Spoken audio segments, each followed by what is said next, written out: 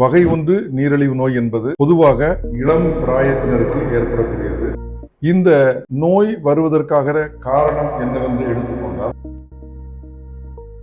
அனைவருக்கும் மாலை வணக்கம். நான் டாக்டர் சையத் சுலைமான், தென்காசி ஷப்னா மருத்துவமனையின் தலைமை மருத்துவர், பொது மருத்துவம் மற்றும் நீரிழிவு நோய் சிறப்பு மருத்துவர். இன்று நான் உங்களோடு வகை 1 நீரிழிவு நோயை குறித்து உரையாட இருக்கிறேன். வகை 1 நீரிழிவு நோய் என்பது பொதுவாக இளம் பிராயத்தினருக்கு ஏற்படக்கூடியது. வகை 1 நீரிழிவு நோயின் தாக்கம் பெற்றவர்கள் மிக குறைவாகவே இருக்கிறார்கள். அது நீரிழிவு நோயாளிகளின் எண்ணிக்கையை எடுத்துக்கொண்டால் அதில் 3-5% பேர்களுக்கும் குறைவாகவே வகை 1 நீரிழிவு நோய் உள்ளவர்கள். இந்த நோய் இளம் பிராயத்தினரில் பொதுவாக காணப்படுகிறது. இந்த நோய் வருவதற்காக காரணம் என்னவென்று எடுத்துக்கொண்டால், ஒன்று, இளம் பிராயத்திலேயே அவர்களுக்கு இரத்தத்தில் சர்க்கரையின் அளவை கட்டுப்படுத்துவதற்கு கணையத்திலிருந்து சுரக்கப்படும் ஹார்மோனான இன்சுலின் சுரக்கின்ற திசுக்கள், ஐலட்ஸ் ஆஃப் லாங்கர்ஹான்ஸ் என்று சொல்வார்கள், ஐலட் செல்ஸ் என்று ஆங்கிலத்திலே கூறுவார்கள். இந்த ஐலட் செல்கள் பாதிக்கப்படுவதனால் இன்சுலின் சுரக்காத நிலை ஏற்படுகிறது. இது எவ்வாறு ஏற்படுகிறது என்றால், பொதுவாக அவர்கள் மரபணு நோய் மூலமாக இது ஏற்படலாம். இரண்டாவது,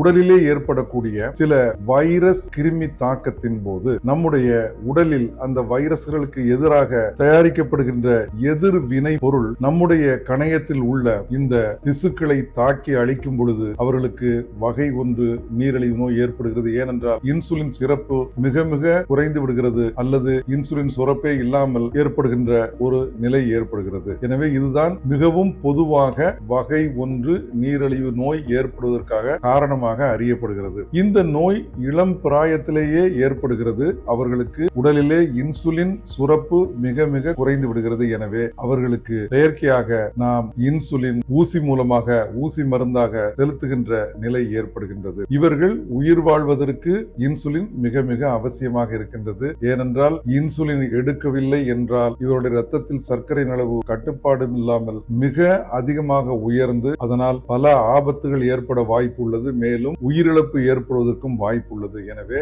இத்தகைய நோயினால் பாதிக்கப்பட்டவர்கள் உயிர் வாழ்வதற்கு அவர்கள் இன்சுலின் எடுத்துக்கொள்வது மிக மிக அவசியமாக இருக்கிறது. ஸ்டாப் பண்ணிக்க.